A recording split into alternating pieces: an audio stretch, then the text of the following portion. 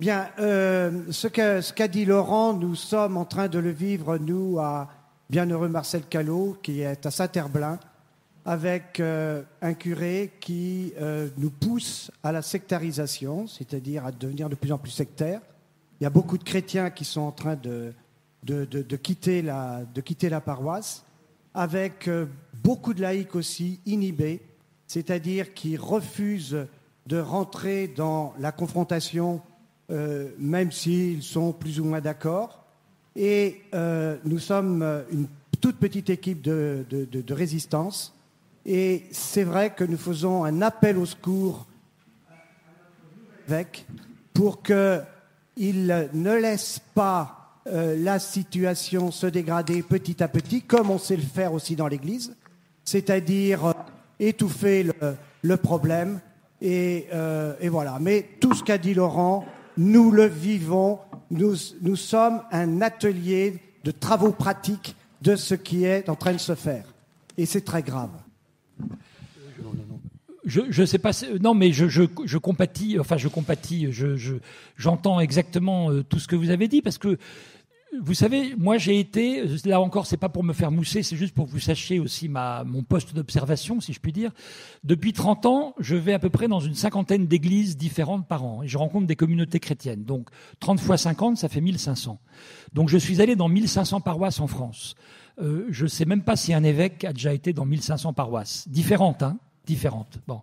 Et ce que vous racontez là, excusez-moi, j'étais un peu moins attentif sur la fin, mais le début de ce que vous avez évoqué me fait penser à des tas de lieux où je suis allé, où j'ai rencontré des catholiques découragés, des gens foncièrement engagés dans l'Église, qui aiment l'Église, parce que vous avez compris que malgré toutes les critiques que je peux proférer, et justement c'est peut-être pour ça que je suis très critique, c'est que j'ai l'Église dans les tripes, hein, et je l'aime, cette Église.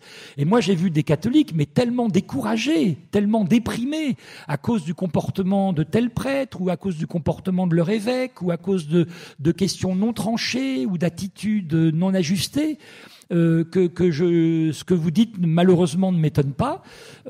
Comment y répondre? J'avoue que là, sur la question paroissiale, je trouve que là il y a une vraie difficulté, mais je pense qu'il faut, à mon avis, moi je vois deux choses. La première, c'est de ne jamais se taire, de dire, d'écrire ou de contacter. Enfin voilà, vous avez en plus un vicaire général magnifique. Là, je dis ça parce que je l'aime beaucoup. C'est un ami d'enfance, François Renaud. Donc d'informer François Renaud, d'informer votre évêque, d'essayer de vous réunir avec aussi bien prêtres laïcs, parce qu'il ne s'agit pas de faire un clan avec les laïcs d'un côté, les prêtres de l'autre, mais de se réunir et d'essayer d'en parler avec d'autres pour voir comment faire avancer les choses. L'idée étant pas de critiquer pour critiquer, mais de trouver des solutions. Voilà. Mais j'avoue que le terrain paroissial, je trouve que c'est le plus difficile finalement, parce que on est là dans quelque chose qui est très rodé, avec l'évêque, les prêtres, les nominations. Un prêtre arrive, il s'empresse de défaire tout ce que le précédent avait fait, sans se préoccuper de savoir quelle est la vie de la communauté, parce que à la limite, s'il défaisait tout ce que l'autre avait fait parce que la communauté le demande, alors ça oui. Mais le problème, c'est que souvent, c'est pas en tenant compte de la vie de la communauté. Donc, voilà. Et là, je pense qu'on est tous co-responsables. On n'est pas coupable de la crise de l'Église, mais on est co-responsables. Et ne rien faire, c'est être complice. Voilà. C'est tout ce que je peux dire. Alors, je fais partie du groupe de résistants de la fameuse paroisse. Je fais aussi partie d'un mouvement qui est soi-disant mourant, le mouvement d'Action catholique, mais je vis et le mouvement vit encore. Ceci dit, vous avez dit tout à l'heure qu'il fallait des conflits. Moi, je suis entièrement d'accord. Il ne fallait pas les refuser. Je n'ai pas dit qu'il fallait des conflits, mais ne pas les refuser, ne pas les éviter. Ouais. Moi, je suis bien pour ne pas les refuser, sauf que conflit, il faut un dialogue. Et un dialogue, il faut qu'il y ait deux parties qui s'expriment. La question, c'est que quand on est une partie qui s'exprime, que l'autre, c'est un mur, c'est hyper difficile d'avancer. Et il faut que chacun fasse un pas. Et j'ai entendu tout à l'heure de notre magnifique vicaire général qui a dit qu'il faut faire un pas de chaque côté. Le problème, c'est qu'on ne sait pas quel pas il faut faire pour plaire à notre curé. Alors évidemment, moi je vais vous dire ce qui me fait rêver, mais là, pour le coup, François Vercelletto avait raison de m'interpeller sur est-ce que l'Église se dirige vers ça, et là elle s'y dirige pas du tout. Mais moi, ce qui me fait rêver, c'est de voir, moi qui suis très engagé dans le dialogue interreligieux, dans les synagogues, dans les mosquées, comme dans les temples protestants, les rabbins, les imams et les pasteurs sont révocables par la communauté. Et c'est la communauté qui nomme, réunie un peu, je dirais, sous un mode, on va dire, pour dire les choses rapidement, un peu associatif, et c'est la communauté qui révoque ou qui embauche les pasteurs, les imams et les rabbins. Il n'y a que dans l'Église catholique n'est pas une démocratie. Mais c'est pas une question démocratique, là, c'est juste une question de co-responsabilité. Non, je parle même pas de démocratie, là. Je parle simplement d'être à l'écoute les uns des autres. Je sais pas si c'est la question démocratique, là. C'est parce que l'Église n'est pas non plus une monarchie, or elle fonctionne comme une monarchie. Donc, justement, l'Église n'est pas une monarchie, c'est plutôt ça qu'il faut dire. Et aujourd'hui, elle fonctionne comme une monarchie. D'ailleurs, l'évêque, on l'appelle monseigneur, comme on faisait à l'époque de la monarchie. Donc, je crois que l'Église doit être le lieu d'une co-responsabilité. Et il faut que la communauté chrétienne ait un pouvoir sur le fait de savoir si tel prêtre est vraiment au service de cette communauté ou s'il est au service de sa vision et de son ego. Voilà, c'est un vrai problème. Ça s'appelle le cléricalisme. Oui, sur la première question, là, entre l'égalité des hommes et des femmes, c'est pas une petite affaire. Lorsque les hommes ont une fonction, sont ordonnés, les femmes ont dit qu'elles ont une fonction. C'est pas la même chose. Quand je dis que c'est pas une petite affaire, je suis dans une équipe d'Action catholique ouvrière, l'ACO. Eh bien, là, pourtant, on pense autrement, on pense avoir de l'avance. Et l'égalité entre les hommes et les femmes est loin d'être faite. Dans les équipes, c'est parfait. Mais quand il s'agit de temps de ressourcement, de retraite, eh bien là, c'est toujours un homme, voire ordonné, qui apporte la parole, qui est en premier plan, la femme s'occupant davantage de la logistique, du temps, de la retraite, de l'organisation. Et on dit, elles ne sont pas formées, pas assez. Il y a un problème de formation, mais vous dit. Et pourtant, dans une retraite, le passage qui était central dans cette retraite était l'annonciation.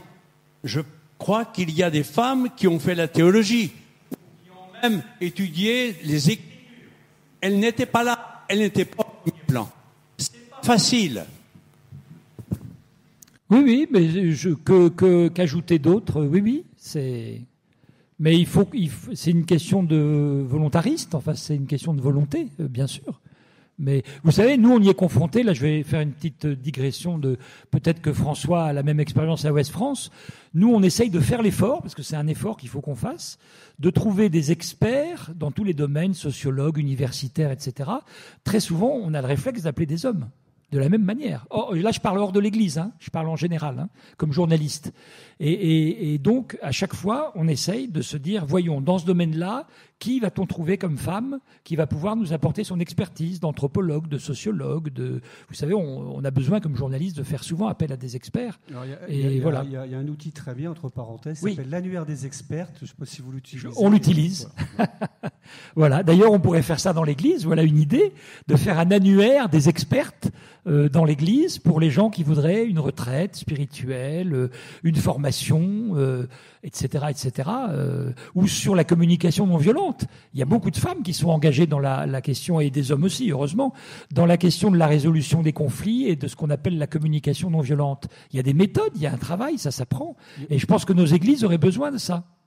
Il y aurait une petite réforme, ça n'engage que moi, très simple et qui n'aurait aucun bouleversement, je pense, théologique à mettre en œuvre, qui pourrait être fait très, très rapidement.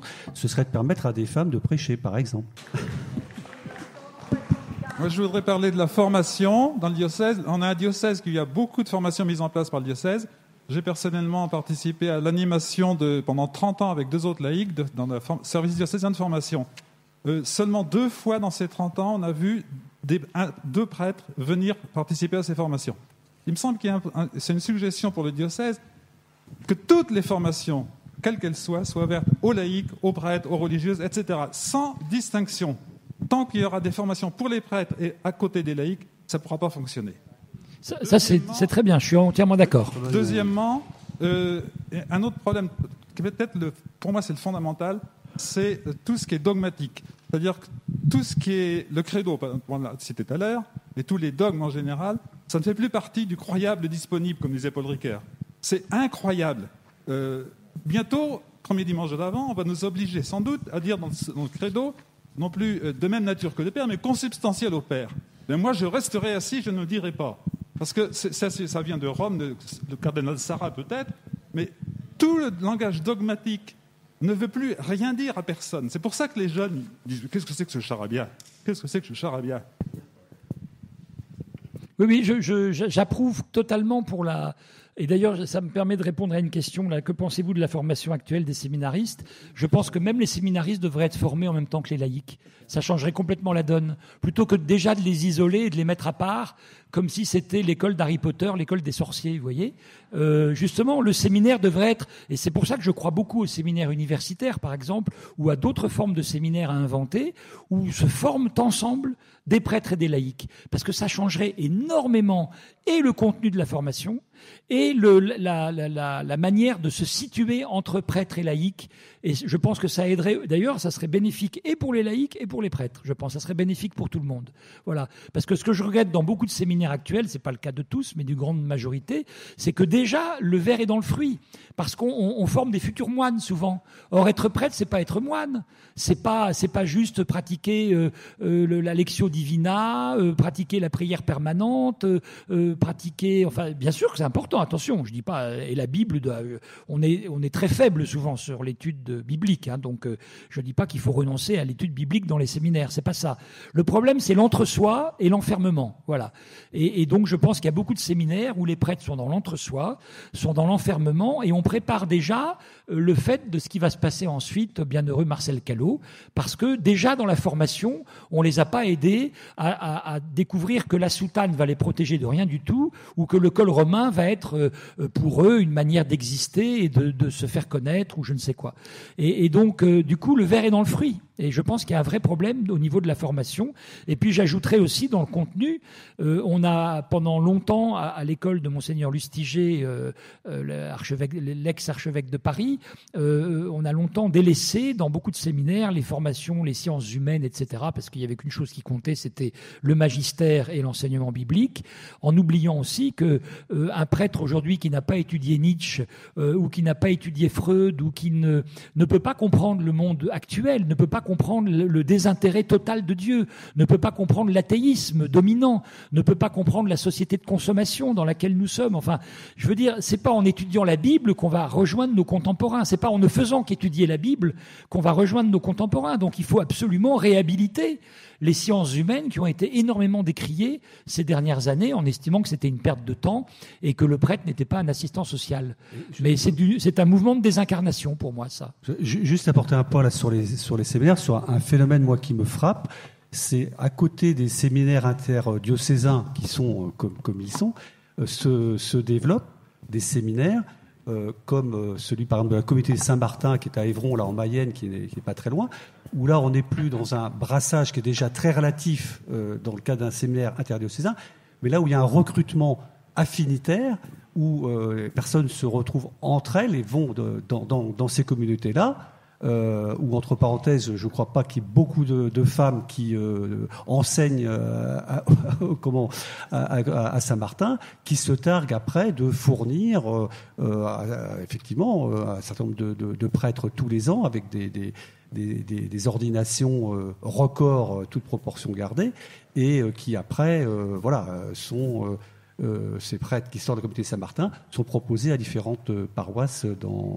Et ça aussi, ça ne va pas du tout dans le sens de l'ouverture, mais plutôt dans un renforcement identitaire. Voilà. Est-ce qu'on peut dire que le pape Jean-Paul II a contribué au retour du cléricalisme en déconstruisant patiemment toutes les avancées du Concile Vatican II ? Moi, j'ai la faiblesse de le croire, oui, mais c'est pas. Encore une fois, il faut pas non plus. Enfin, il a joué un rôle, mais il était lui-même. Enfin, comment dire ? Je pense qu'il y a aussi un air du temps, un air du temps ecclésial, quoi. Donc, c'est pas le pape à lui tout seul qui a initié ce mouvement de restauration, en quelque sorte, disons, pour dire les choses rapidement. Mais il a joué un rôle certainement très important, oui, oui. Et puis, on voit bien quand même aujourd'hui le fait que toutes ces affaires de pédophilie, d'esclavage sexuel et autres nous sautent à la figure. Il en est quand même sacrément responsable, quoi. Et on l'a canonisé à toute vitesse et sans se poser ces questions-là, quoi. Donc oui, je pense, mais je pense que ça serait un peu trop simpliste de faire porter la responsabilité à un homme, quoi, même pape, quoi. Voilà. Je pense que c'est aussi une évolution. On voit bien. De toute façon, ce phénomène identitaire et de retour face à notre monde est en pleine révolution. On vit une époque. La Renaissance, à côté, c'est de la gnognotte. Hein. L'imprimerie, pourtant, Dieu sait si ça a été un bouleversement. Hein. La découverte des Amériques, Gutenberg, etc. Le monde a totalement changé. Puis les Lumières, le monde a changé. Ce que nous vivons aujourd'hui, c'est ça, puissance 10. Donc nous vivons dans une période de trouble, voilà, qui va durer. Et il y a la crise sanitaire, mais il y a toutes les autres crises, puis sans compter le réchauffement climatique. On ne sait même pas si on a un avenir maintenant. Donc nous vivons dans une période totalement troublée. Et dans ces périodes troublées, on le voit bien, le phénomène est général, il dépasse l'Église. C'est le retour à des recettes du passé, parce qu'on rêve à l'âge d'or, c'est le salafisme. Le salafisme idéalise l'islam des origines, c'est de l'idéalisation totale. Et ce phénomène salafiste, on le retrouve dans l'Église catholique, et on le retrouve dans le judaïsme aussi, d'une autre manière. Il s'exprime différemment, par un nationalisme exacerbé, ou par... voilà. Et donc, il faut bien comprendre que l'Église, elle est aussi imbriquée dans une époque. Voilà. Et donc, le pape Jean-Paul II, finalement, était au diapason, pardonnez-moi je vais pas faire cette comparaison parce qu'elle est un peu forte, mais en tous les cas, il est au diapason d'évolution qu'on a pu constater dans l'islam, dans le judaïsme, dans d'autres religions, un retour un peu identitaire, un peu à une tradition idéalisée, etc., une reconquête, parce qu'on trouve ça dans le salafisme aussi, l'idée qu'on va re-islamiser le monde, voilà, et on trouve ça avec des méthodes différentes, mais dans l'Église catholique aujourd'hui. Voilà. Et moi, je m'inscris en faux contre ça, parce que je pense que ça nous éloigne de l'Évangile. Et j'en profite aussi, j'ai un post-it là juste avant. Quelle communauté inventée pour célébrer ensemble peut-on rester en paroisse ? Là, pour essayer d'être concret, moi je crois aux églises domestiques. Vous savez, il y a un chapitre avec Anne où on évoque la transmission. Parce qu'aujourd'hui, la transmission est en panne. Et c'est vrai qu'on est dans une église, c'est ce que Daniel Hervieux-Léger appelait l'église des convertis, où on valorise la figure du converti. Alors, si vous n'êtes pas un ancien drogué, prostitué, musulman, ayant été torturé, qu'est-ce que je pourrais mettre encore, ayant passé 3 ans à l'hôpital, guéri d'un cancer, etc., et que vous n'avez pas rencontré le Christ après être sorti des ténèbres, on a l'impression que votre foi ne vaut rien, hein, dans certains milieux catho-évangéliques. Hein, voilà. Il faut absolument être passé par la case conversion et avoir vécu des choses merveilleuses, extraordinaires. Donc, tant mieux pour les quelques personnes qui ont vécu ces choses merveilleuses, extraordinaires. Mais moi, je ne crois pas que l'Église puisse fonder son avenir sur la conversion de quelques-uns tirés du trou. Tant mieux. Ça dit la force de l'esprit et ça dit la puissance de conversion de l'Évangile. Tant mieux. Mais c'est marginal, pardonnez-moi. Moi, je crois bien plus à la transmission. Donc il faut qu'on se réinterroge sur comment transmettre, comment mieux transmettre, et pas simplement comment aller sur la plage pour emmerder les gens pendant leurs vacances, quoi, vous voyez ? Comment mieux transmettre ? Il y a un vrai travail de transmission. Et l'une des manières de transmettre, c'est la prière familiale. Moi, j'ai vécu avec mes propres enfants, mais je l'ai vécu moi-même enfant, avec mes parents, avec mon père diacre, avec ma mère. Nous prions tous les soirs en famille. Il faudrait retrouver ce sens de la prière familiale, tous les soirs. J'ai célébré l'Eucharistie plusieurs fois dans mon appartement, avec des amis prêtres, avec des amis laïcs. Enfin, il fallait qu'il y ait au moins un prêtre, bien sûr, mais avec des amis. L'Eucharistie domestique, il faut que nous retrouvions le sens de célébrer l'Eucharistie dans des lieux inattendus, pendant les vacances, sur la plage, etc., dans des lieux qui le permettent, bien entendu. Mais ne pas tout miser sur la vie paroissiale. Elle est importante, la vie paroissiale, elle est en pleine mutation, elle aussi. Hein, mais voilà. Et donc, pour répondre à la question, je crois qu'effectivement, il faut inventer de nouveaux cercles, de nouveaux lieux, et puis se rappeler que l'Eucharistie, c'est aussi le partage de la parole. Donc, développer des groupes bibliques, des groupes de partage de la parole, développer le service, la diaconie, vivre selon la démarche de diaconia. Voilà.